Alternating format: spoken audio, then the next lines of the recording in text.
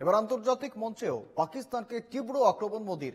ভারত সন্ত্রাসবাদের শিকার আর পাকিস্তান তার সমর্থক, তাই আক্রান্ত ও সমর্থককে একই পাল্লায় বিচার করা যায় না।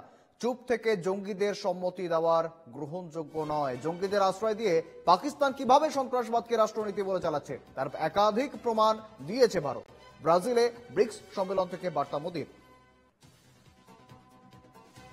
ব্রিক্সেও পাকিস্তানকে কড়া ভাষায় সমালোচনা ভারতের।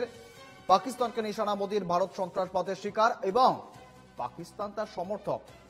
আক্রান্ত ও সমর্থককে একই পাল্লায় বিচার করা যায় না। চুপ থেকে জঙ্গিদের সম্মতি দেওয়ার গ্রহণযোগ্য নয়, এমনটাই জানাচ্ছেন প্রধানমন্ত্রী নরেন্দ্র মোদী।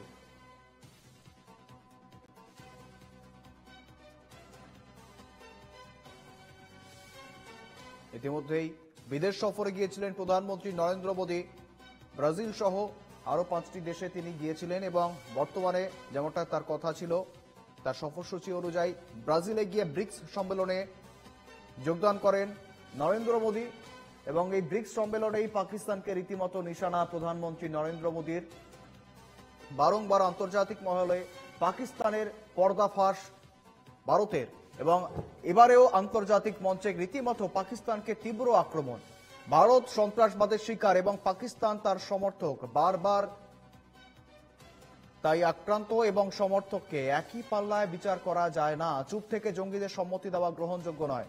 আমার সঙ্গে রয়েছেন প্রতিনিধি বাসব রায়। বাসব, এবার আরো একটি আন্তর্জাতিক স্তর ব্রিক্স সম্মেলন, সেখান থেকেও রীতিমতো পাকিস্তানেরকে রীতিমতো তীব্র ভাষায় আক্রমণ প্রধানমন্ত্রী নরেন্দ্র মোদীর। কার্যত তিনি বুঝিয়ে দিলেন যে ভারত এবং পাকিস্তান, একজন আক্রান্ত এবং আরেকজন পাকিস্তান, তারা এই সন্ত্রাসবাদকে লালন পালন করছে। আবারও স্পষ্ট বার্তা মোদীর। বাসব, সেটা আমাদের প্রধানমন্ত্রী নরেন্দ্র মোদী ব্রিক্সে গেছেন, ব্রিক্স সম্মেলনে যেটা ব্রাজিলে হচ্ছে। তার ব্রিক্সের কতগুলো সদস্য দেশ আছে যেখানে পাকিস্তান নেই। চীন আছে, রাশিয়া আছে। যদিও চীনের প্রেসিডেন্ট কিংবা রাশিয়ার প্রেসিডেন্ট দুজনের কেউই এই মঞ্চে ছিলেন না। সেখানে আমাদের প্রধানমন্ত্রী বলেছেন ভারত এবং পাকিস্তানকে এক হাইফেনের দুপাশে দেখা উচিত নয়। তার কারণ হচ্ছে ভারত আক্রান্ত, পাকিস্তান আক্রমণকারী। এটা প্রধানমন্ত্রী বলেছেন, ঠিক আছে, কিন্তু যেটা মূল সাফল্য সেটা হচ্ছে এর আগে চীনে যে এসসিও সামিট হয়েছে কিংবা G7 হয়েছে, সেখানে কেউই কাশ্মীরের যে পুলওয়ামাতে যে ঘটনা ঘটেছিল 22 এপ্রিল তার নিন্দা করেনি। কিন্তু গত রাতে ব্রিক্সের যে প্রধানমন্ত্রী, আমাদের প্রধানমন্ত্রী বক্তৃতা দেওয়ার পরে ব্রিক্সের যে বিবৃতি এসেছে, যেটা মানে সব সদস্য দেশ মিলে যে বিবৃতি তৈরি করে, তাতে মোট 36টা পয়েন্ট আছে।